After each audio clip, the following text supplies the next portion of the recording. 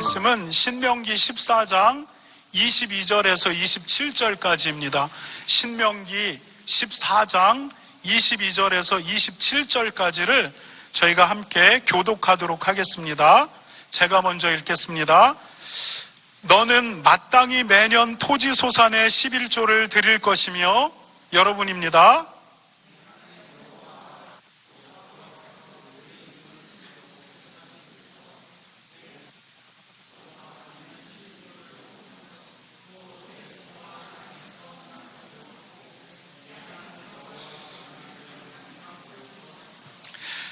그러나 내 하나님 여호와께서 자기의 이름을 두시려고 택하신 곳이 내게서 너무 멀고 행로가 어려워서 내 하나님 여호와께서 그 풍부히 주신 것을 가지고 갈 수 없거든.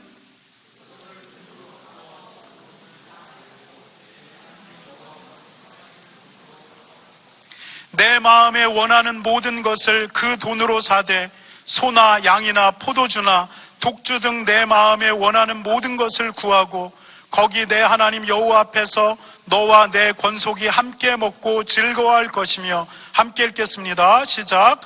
내 성읍에 거주하는 레위인은 너희 분깃이나 기업이 없는 자이니 또한 저버리지 말지니. 아멘. 마이크 소리를 조금만 올려주시면 감사하겠습니다. 이렇게 기운이 없으니까 밑에서 이렇게 끌어낼 힘이 잘 없는 것 같아요. 그래서 조금 목소리 이렇게 낮춰서 해도 잘 들리시죠? 네. 여러분, 오늘 말씀은 11조 헌금의 역할과 의미입니다. 우리가 신앙의 기본 Essential Knowledge of Christian Faith의 14번째 11조 헌금에 관한 것인데, 11조 헌금의 역할과 의미에 관해서 오늘 말씀을 전하도록 하겠습니다. 여러분, 교회 헌금 가운데 가장 논란이 되는 헌금이 11조 헌금입니다. 어떤 분들은 교회 가면 11조 헌금 이야기하니까 부담돼서 교회에 못 가겠다, 이렇게 말할 정도로 11조 헌금이 부담스러운 헌금입니다. 충분히 이해를 합니다. 왜냐하면 저도 결혼 생활을 하고 나서야 11조 생활을 제대로 시작했던 것 같아요. 그전에도 11조 생활 열심히 하려고는 하는데 이렇게 레귤러하지 않고, 그리고 굉장히 플럭추에이션이 심하고, 그런데 결혼을 한 다음에 우리 성원 엄마가 굉장히 이런 부분에서 철저하고 스테이블한 사람이에요. 그러니까 그냥 거기 묻어서 11조 생활을 이렇게 스테이블하게 했던 것 같습니다.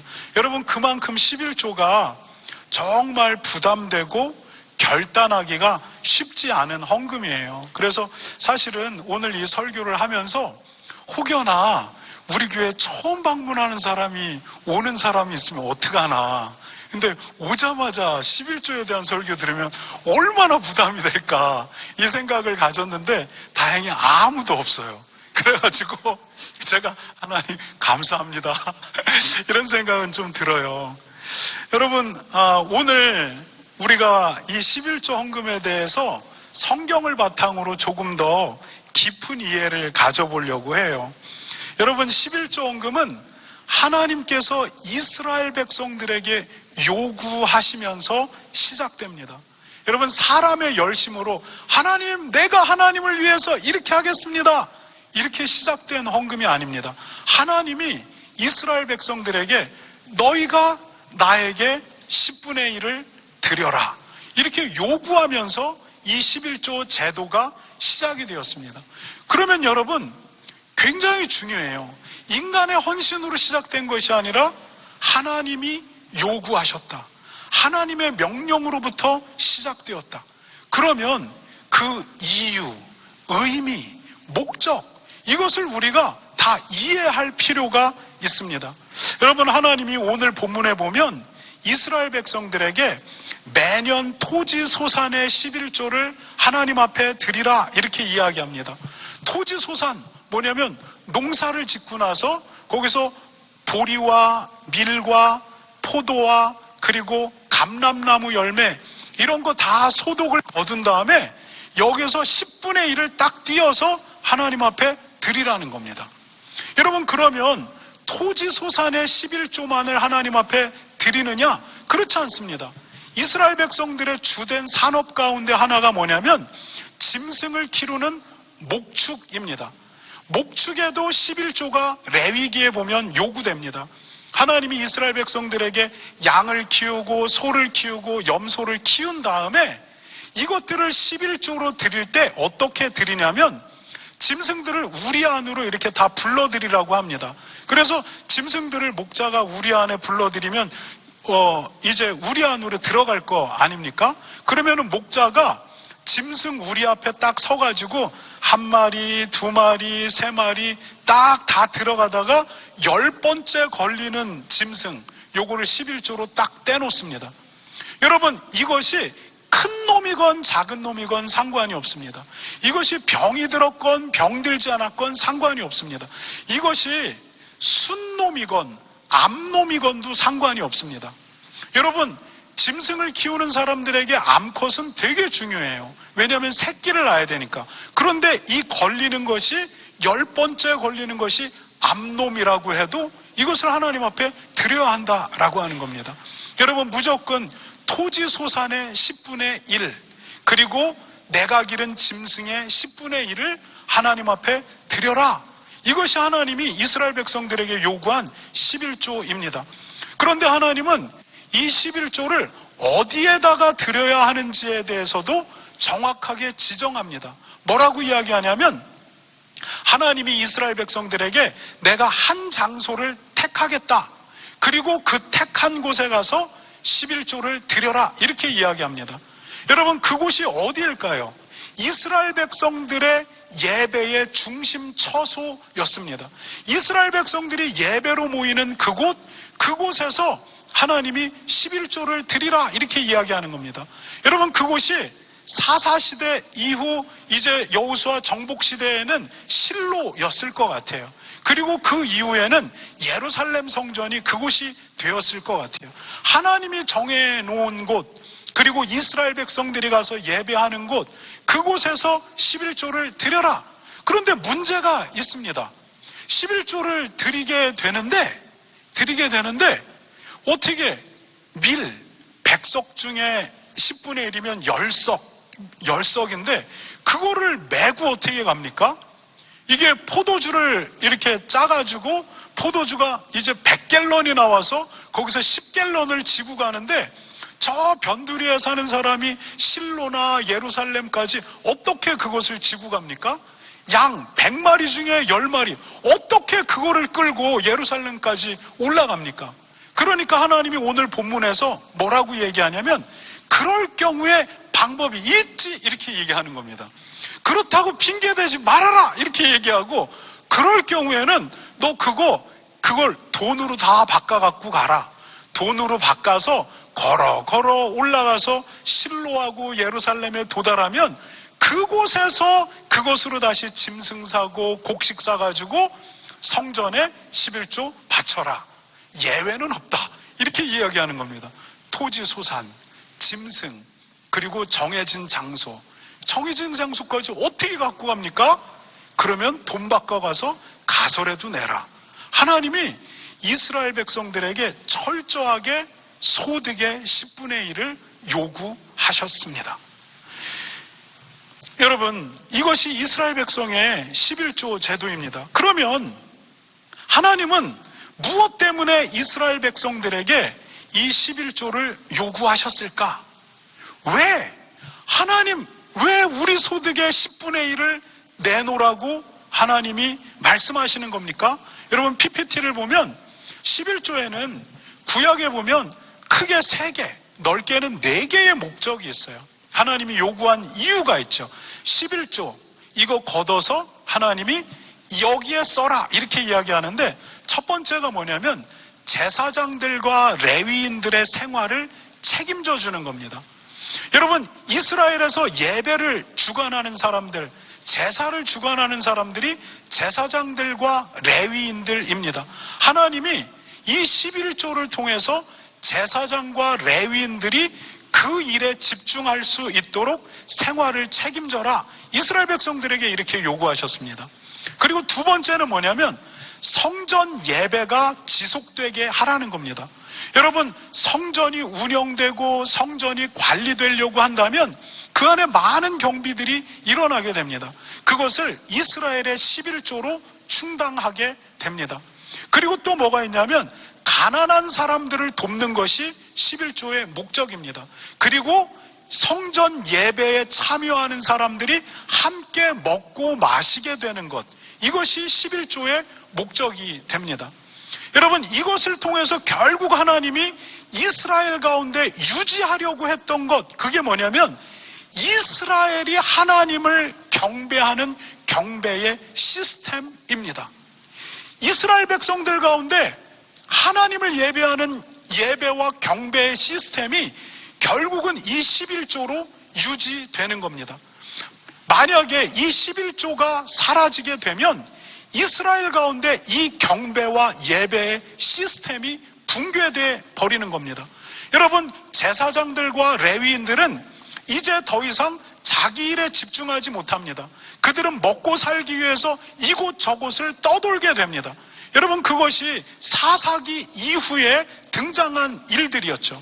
제사장과 레위인들이 11조가 나오지 않으니까 이곳저곳으로 떠돌아다니면서 이렇게 먹고 살려고 살아가는 겁니다.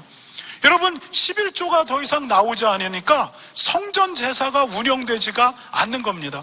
11조가 나오지 않으니까 가난한 사람들이 그나마 성전 주변에 모여서 성전 안에 은혜가 있다라고 생각하고 그곳으로 모이고 기대는데 더 이상 그곳에선 나올 것이 없기 때문에 모이지 않는 겁니다. 여러분, 성전 제사가 끝나면 그 제물로, 11조의 제물로 많은 사람들이 먹고 마시고 교제했는데 더 이상 성전 안에는 그런 교제가 없습니다. 그렇기 때문에 이스라엘은 더 이상 성전 중심의 예배 제도가 형성되지 않는 겁니다. 여러분, 11조가 끝남과 동시에 이스라엘의 예배 체계는 무너지게 되어져 있습니다. 하나님이 이스라엘 백성들에게 내가 너희에게 모든 것들을 줬다라고 믿느냐? 그렇다면 10분의 1을 떼어서 하나님을 경배하는 이 경배의 삶이 이스라엘 가운데 끊어지지 않게 해라. 이것이 11조의 목적입니다. 여러분, 교회 안에서의 11조도 구약의 11조 용도와 비슷한 용도로 사용되고 있습니다.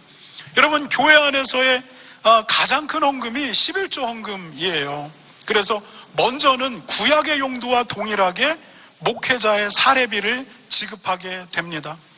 여러분, 저희 교회가 정말 작지만 2년 전부터 저에게 사례비를 책정해서 한 달에 1200불씩 사례비를 지급해주고 있습니다. 그리고 하나님이 또 은혜를 주셔서 성원 엄마가 벌고 그리고 또 교단이 지원해 주어서 은혜 가운데 잘 살아가고 있습니다. 여러분, 목회자의 생활비, 이것이 11조를 통해서 지원됩니다. 두 번째는 11조로 교회의 예배가 운영됩니다. 여러분, 교회가 한 달에 렌트비로 1,500불이 나가는 걸로 알고 있어요. 1,500불이 나가고 교회의 차량이 운영되고 그리고 매주 친교비가 우리 헌금 안에서 나가고 경상비가 지출되고 그리고 교회 행사 지난주에도 했지만 정말 풍성하게 했잖아요.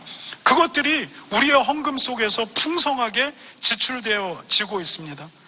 여러분, 이 모든 것들로 말미암아 결국 우리가 이곳에 모여 하나님을 예배하게 되는 겁니다. 구약의 11조가 성전 예배를 가능하게 했던 것처럼 지금의 교회의 11조도 성전 예배를 가능하게 합니다.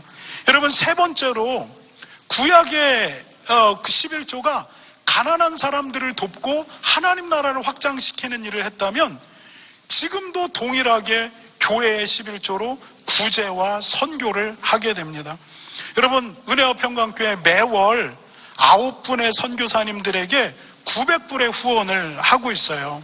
한 사람당 100불씩, 그래서 9분에게 100불을 후원하죠.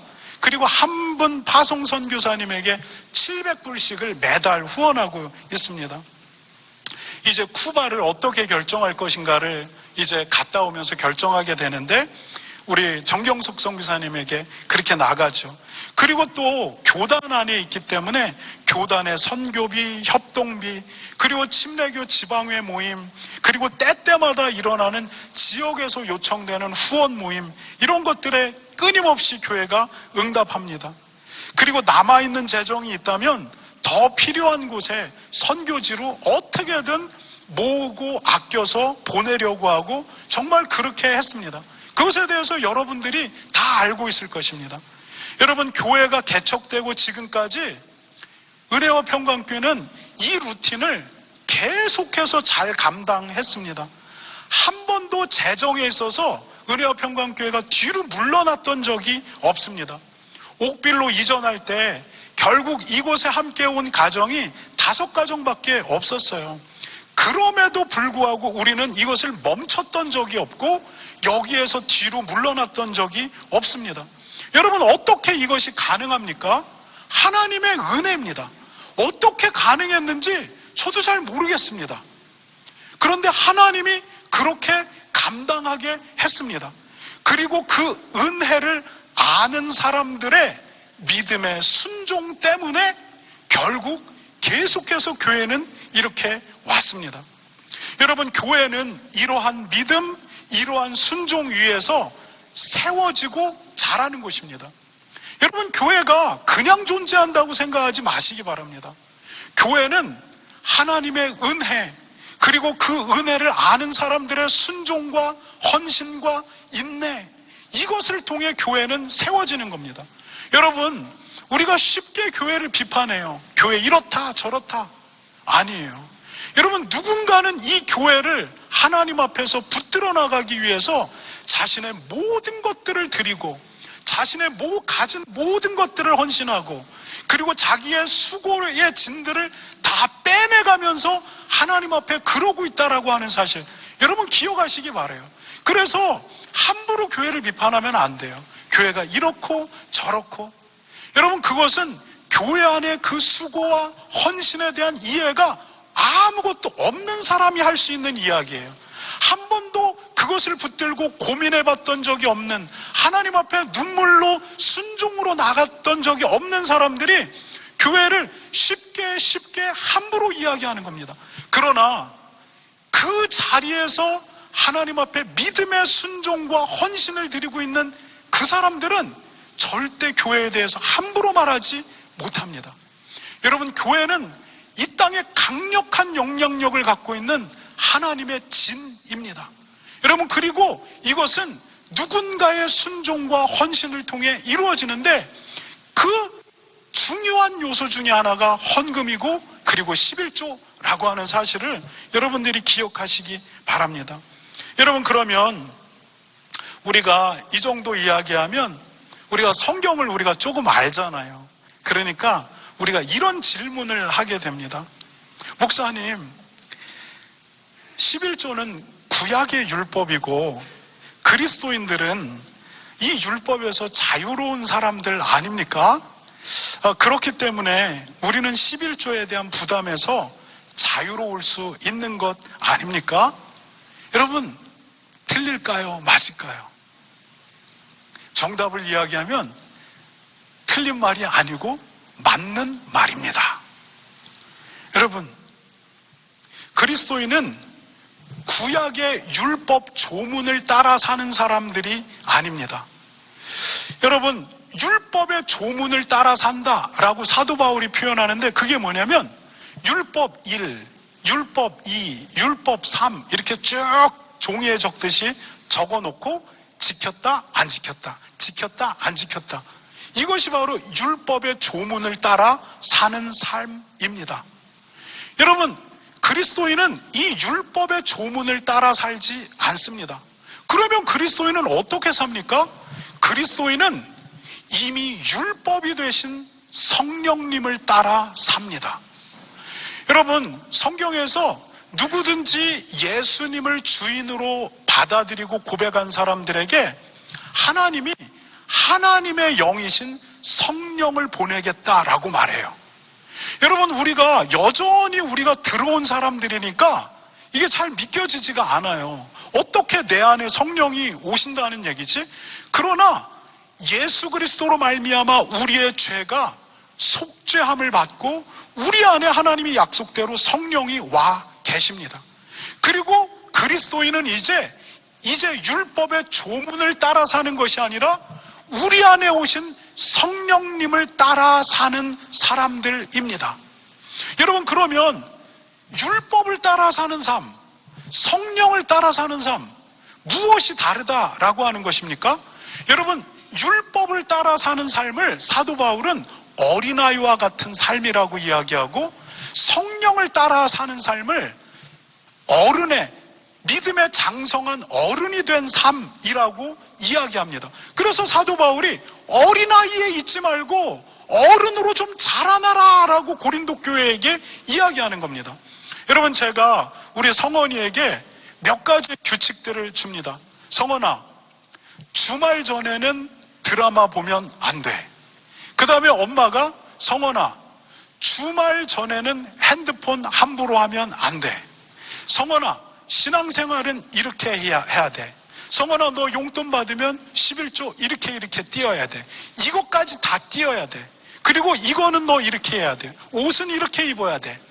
여러분, 성원이가 우리의 권위 아래에 있는 어린아이일 때 성원이는 이 율법의 조문을 따라 삽니다. 그리고 성원이에게 효도는 뭐냐면 엄마 아빠가 정해진 이 율법의 조문을 따르는 것, 이것이 바로 엄마 아빠를 기쁘게 하는 일이고 효도하는 일입니다. 그런데 성원이가 어른이 됩니다. 어른이 되는 순간 우리가 정한 이 율법의 조문에 성원이는 갇혀있지 않습니다. 성원이는 스스로 판단하고 스스로 절제하고 스스로 길을 찾아 나갑니다. 율법의 조문을 맞춰서 부모님을 기쁘게 하는 것이 부모님을 기쁘게 하는 방식이 아닙니다. 그때에는 엄마 아빠의 마음을 헤아리는 삶으로 바뀌어지게 됩니다. 엄마 아빠가 왜 핸드폰 보지 말라고 했을까? 엄마 아빠가 왜 주말 아닌 날에는 드라마 보지 말라고 했을까? 엄마 아빠의 마음을 이해하고 이제 엄마의 아빠의 마음을 헤아려서 흡족해 하는 것, 그것이 성원이의 효도가 됩니다. 여러분, 성경은 그리스도인은 더 이상 우리는 율법 조문에 갇혀있지 않다라고 말합니다. 우리는 우리 안에 오신 성령, 그분을 따라 산다. 율법 조문대로 요거 했고 안 했고 요거 했고 안 했고가 아니라 하나님의 마음이 무엇일까? 그리고 그러면 그 하나님의 마음을 어떻게 흡족하게 할까? 내가 어떻게 순종해야만 할까? 이것이 바로 성령을 따라 사는 삶이라는 것입니다. 여러분, 이러한 성령을 따라 사는 삶과 11조라고 하는 삶이 만나면 어떤 일이 일어납니까? 여러분, 우리는 사도행전 4장 36절 37절에서 이런 기록을 보게 됩니다. 우리가 한번 같이 읽겠습니다. 시작. 구브로에서 난 레위 족속 사람이 있으니 이름은 요셉이라. 사도들이 일컬어 바나바라 하니 그가 밭이 있음에 팔아 그 값을 가져다가 사도들 앞에 두니라. 여러분, 초대교회 안에 예루살렘 교회의 유대교에서 회심해서 예루살렘 교회로 들어오는 많은 성도들이 있었습니다. 여러분, 유대인들이 유대교를 버리고 예수님을 믿는다라고 하는 것은 그 사회로부터 격리되는 것입니다. 직장에서부터 멀어져야 되고 가족으로부터 멀어져야 되고 내가 하고 있던 사회 구성원 속에서 나와야 하는 상황입니다. 그런데 그들이 이제 예루살렘 교회로 2,000명, 1,000명, 5,000명 막 들어오기 시작하는 겁니다. 여러분, 그리고 교회는 그들을 책임져야 합니다. 여러분, 어떻게 책임집니까? 돈이 필요합니다. 여러분, 그것에 대한 필요를 알았던 한 사람이 누구냐면 바나바입니다. 사도 바울을 사역의 장으로 이끌어갔던 바나바, 마가를 다시 회복해서 마가복음의 저자가 될 수 있게 만들었던 바나바. 이 바나바가 교회의 상황을 보고, 야, 돈이 필요한데 어떡하지? 자기의 밭을 파는 겁니다. 그리고 이 밭을 교회에 바치는 겁니다. 여러분, 율법에 근거하면 바나바는 그렇게 행할 필요가 없습니다. 11조만 열심히 해도 최고라고 인정받을 수 있습니다. 그러나 성령님께서 바나바에게 주신 생각은 뭐냐면 밭을 팔아라 입니다. 그리고 거기에 순종하는 것입니다. 여러분, 이것이 성령을 따라 행하는 삶입니다. 사도행전에 어떤 기록이 또 우리에게 기록되고 있습니까? 다음을 한번 또 함께 읽어보도록 하겠습니다. 시작. 믿는 사람들이 다 함께 있어 모든 물건을 서로 통용하고 또 재산과 소유를 팔아 각 사람의 필요를 따라 나누어주며, 여러분, 믿는 사람들이 재산과 소유를 팔아 각 사람에게 나누어 줬대요. 그리고 누구도 이건 내 거니까 넌 건들지 마 이렇게 안 했다라고 하는 거예요. 여러분, 초대교회 성도들의 삶은 11조가 아니에요. 성령 하나님이 그들에게 강한 감동을 주시는데 그 감동 속에서 밭을 팔고 재산을 팔고 소유를 파는 것이었습니다. 여러분, 또 사도행전은 무엇을 기록합니까? 4장 33절을 우리가 그 다음을 또 읽어보도록 하겠습니다. 시작. 그 중에 가난한 사람이 없으니 이는 밭과 집 있는 자는 팔아 판 것을 사도들의 발 앞에 두매 그들이 각 사람의 필요를 따라 나누어 줌이라. 여러분, 여기도 다시 그들이 밭과 집을 팔았다 이렇게 이야기합니다. 여러분, 11조에 관한 이야기가 아닙니다.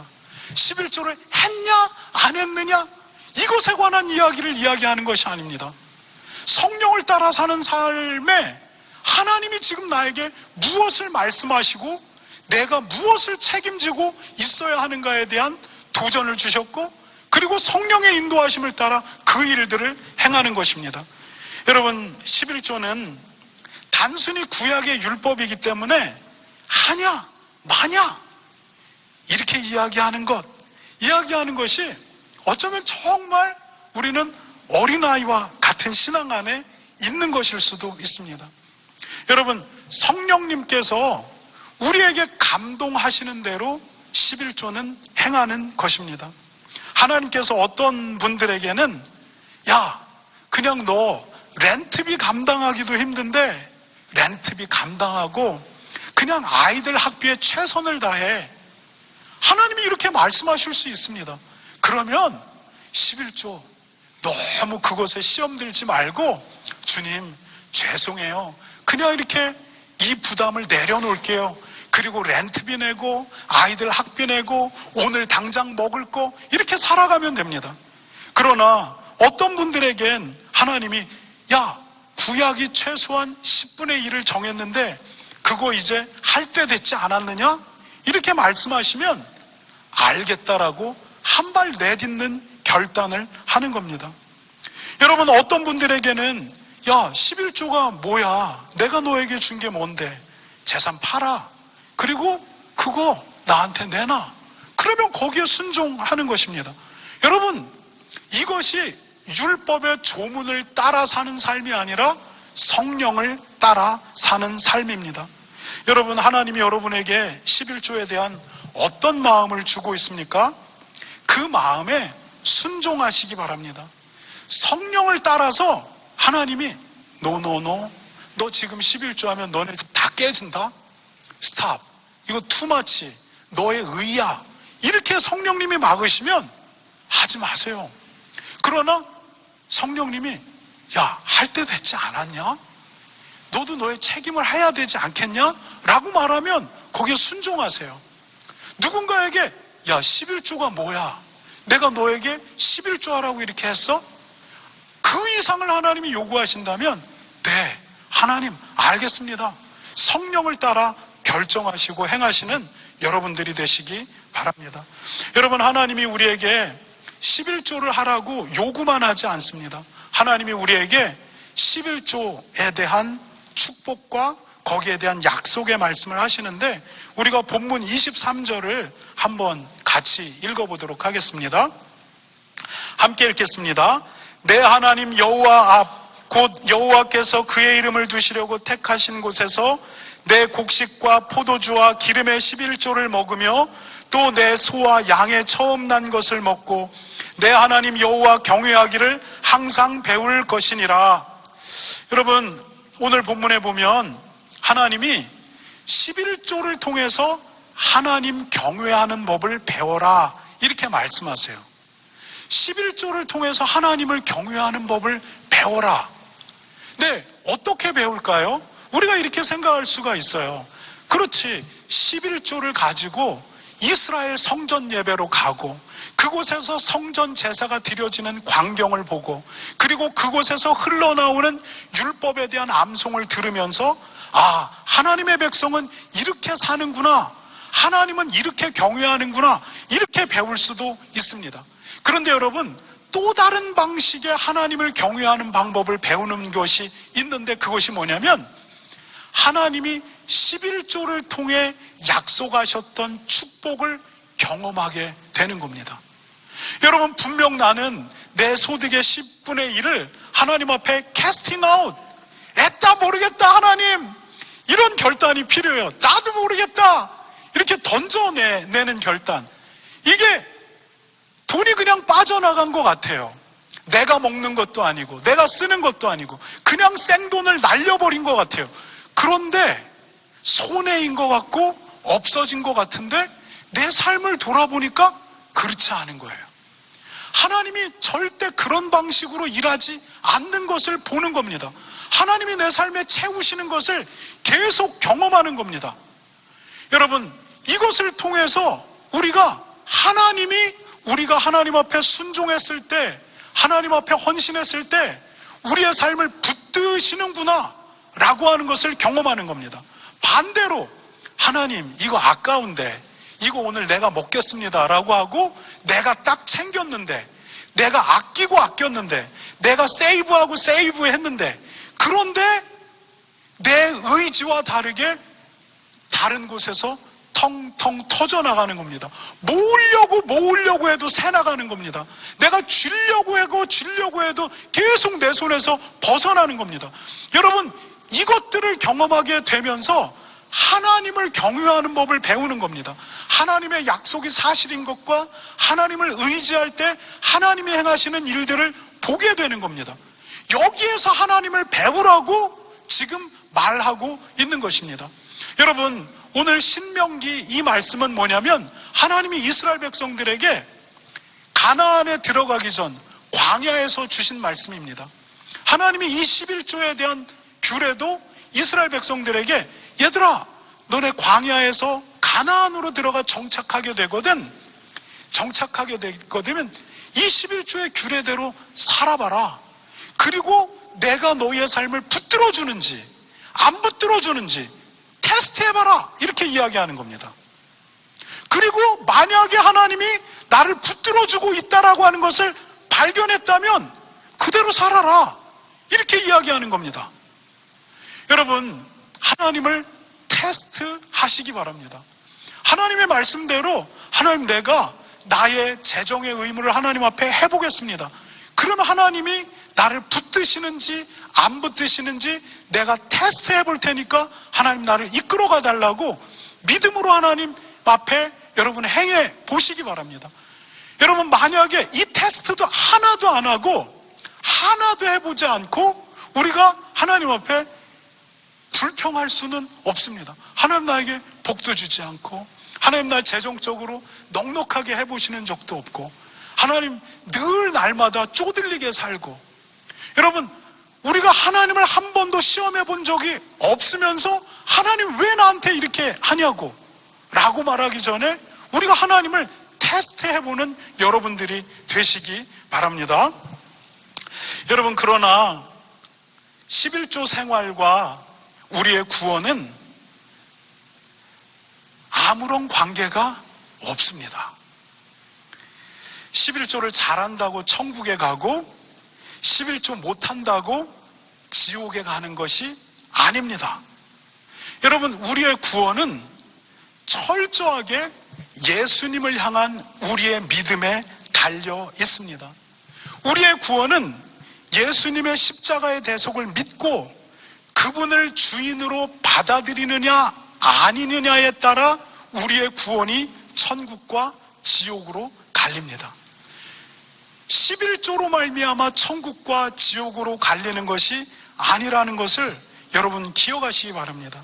그러나 11조 생활은 우리 신앙의 성숙과 풍성함에 굉장히 밀접하게 관련되어져 있습니다.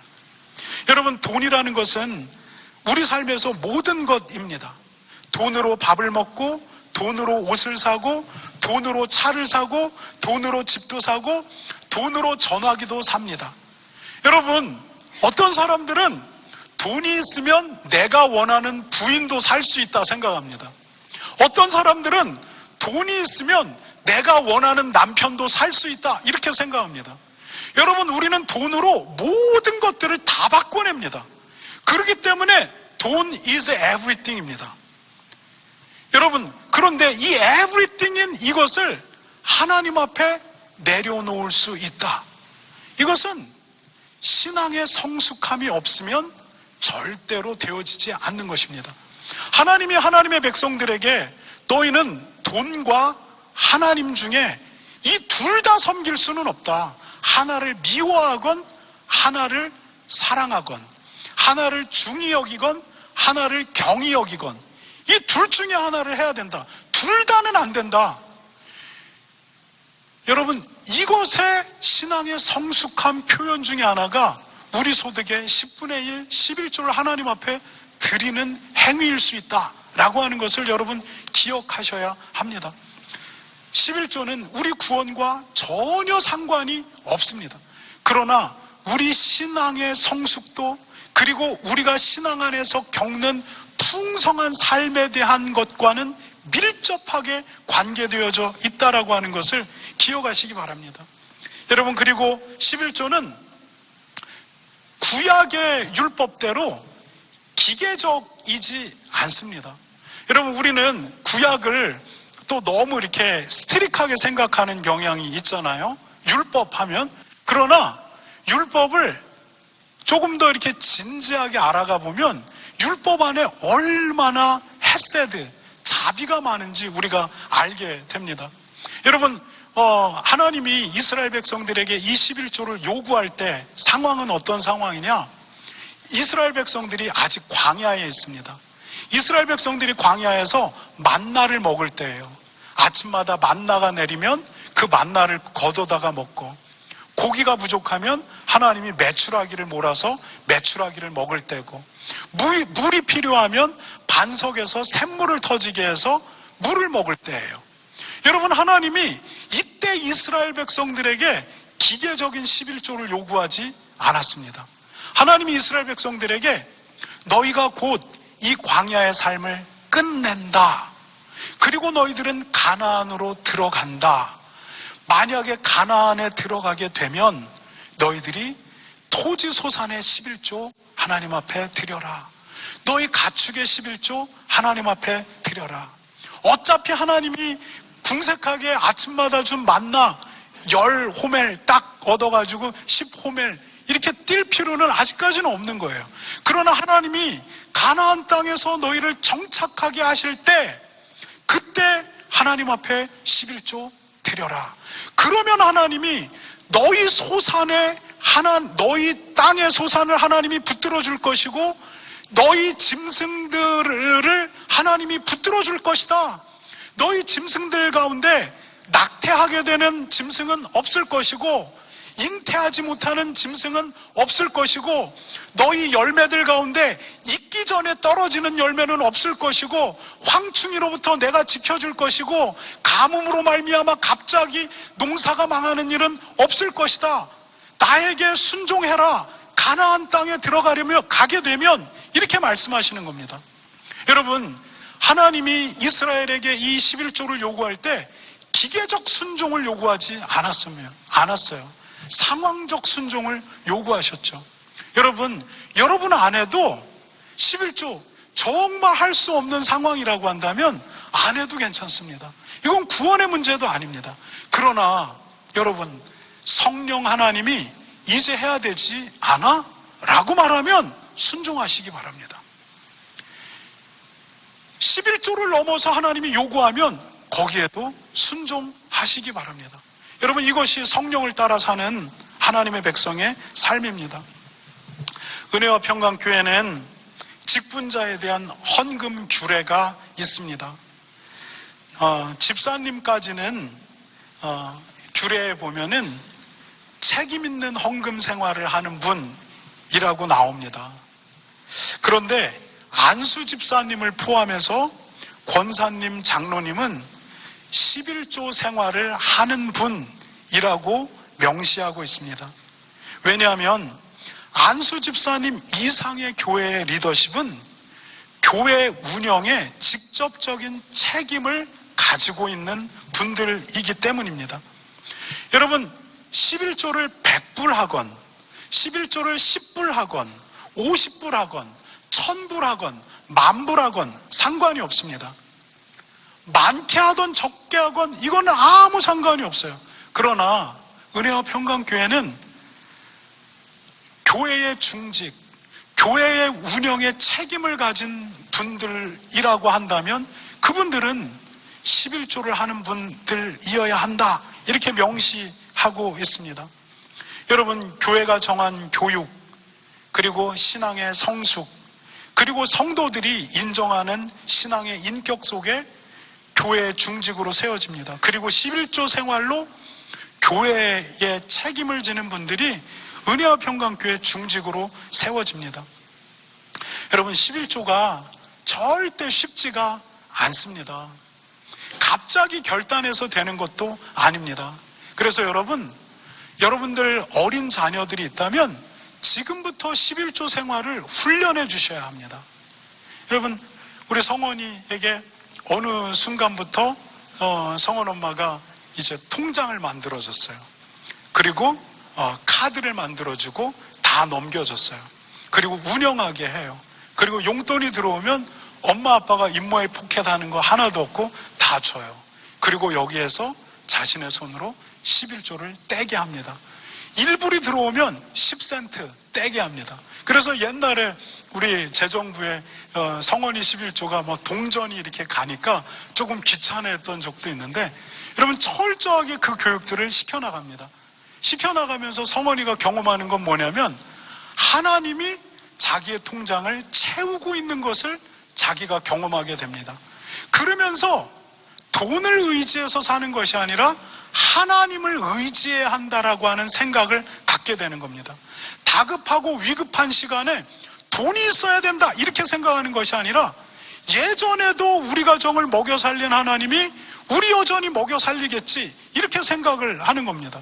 여러분, 지난주에 제가 갑자기 소고기가 먹고 싶어가지고 이게 슈퍼스토어에 가니까 추수감사절 끝나고 할인되는 소고기가 30불짜리 갈비살이 이만한 게 나왔어요. 그래서 그거 갖고 우리가 이렇게 먹고 그랬어요. 근데 무슨 얘기를 하다가, 야, 진짜 제가 아빠가 무슨 불평 비슷한 이야기를 이렇게 했더니 우리 딸내미가, 아빠, 하나님이 우리를 이렇게 공급해 주셔서 소고기까지 먹게 되는 거, 이게 어디야? 어디서 그런 아빠 불평이 나와? 그래서 제가, 성원아, 내 기억에 너는 돈이 없어서 소고기를 못 먹은 경험은 없던 것 같은데? 제가 이렇게 이야기를 했는데 성원이 안에도 이 인식들이 있는 겁니다. 하나님이 우리를 먹이신다라는 겁니다. 어떤 일이 있어도 결국은 하나님이 먹이신다라는 겁니다. 여러분, 그렇게 되면 그 인생에서 돈이 주인 되지 않습니다. 의지해야 되는 대상이 누군지가 명확하게 나오는 겁니다. 하나님이냐 돈이냐? 돈 좋지요. 제가 돈을 얼마나 좋아하는데요. 그럼에도 불구하고 마지막 결정적인 순간에 선택해야 될 때 하나님을 선택할 수 있게 되는 겁니다. 여러분, 이것이 훈련되어지지 않으면 갑자기 나오지 않습니다. 여러분, 만약에 이미 어른이 되어진 분들에게 이 11조는 진짜로 챌린징한 믿음의 행위입니다. 저는 솔직하게 얘기해서 고백해서 성원 엄마하고 장가 가지 않았으면 아직도 11조가 이렇게 개판 5분 전이었을 것 같아요. 했다가 말았다가 넣었다가 저거 했다가 갈등했다가 그랬을 텐데 정말 다행이에요. 그래서 목사로서 당당하게 이렇게 말할 수 있는 이렇게 삶의 근거를 준 사모님께 감사합니다. 감사한데 어른들에게 이게 정말 챌린징이에요. 여러분, 그래서 저는 이렇게 권면해보고 싶어요. 여러분, 이 11조 진짜 힘들거든요. 여러분, 안 힘드세요? 저는 이게 낼 때마다 심장이 이렇게 그래가지고 그냥 안 봐요. 이렇게 안 보려고 노력해요. 그냥 뭐 알아서 내고 뭐 알아서 하겠지 이렇게 생각하는데, 여러분, 어른이 되어서 한다는 거 정말 힘든데 이렇게 한번 해보라고 권면하고 싶은데, 11조 지금까지 안 해봤다라고 한다면 그냥 한 달에 한번 11조라고 하는 명목의 헌금을 정해보세요. 그리고 내가 온전하지 않지만 여기에 맞춰보세요. 맞춰보시고 여기에서 계속해서 성숙해 가보는 겁니다. 여러분, 저는 그러한 방법들로 어른들에게 11조 헌금에 대한 도전을 드려보고 싶습니다. 여러분, 11조가 정말 민감한 부분이지만 하나님은 우리에게 여전히 공동체를 세워갈 의무에 대해서 말씀하십니다. 그리고 이 11조는 성숙한 신앙인들의 여전한 표지이기도 합니다. 여러분, 하나님이 주시는 은혜를 따라 11조 생활에 도전해 보시기 바랍니다. 성령 하나님이 주시는 마음의 부담을 따라 여러분들이 한번 도전해 보시기 바랍니다. 기도하도록 하겠습니다.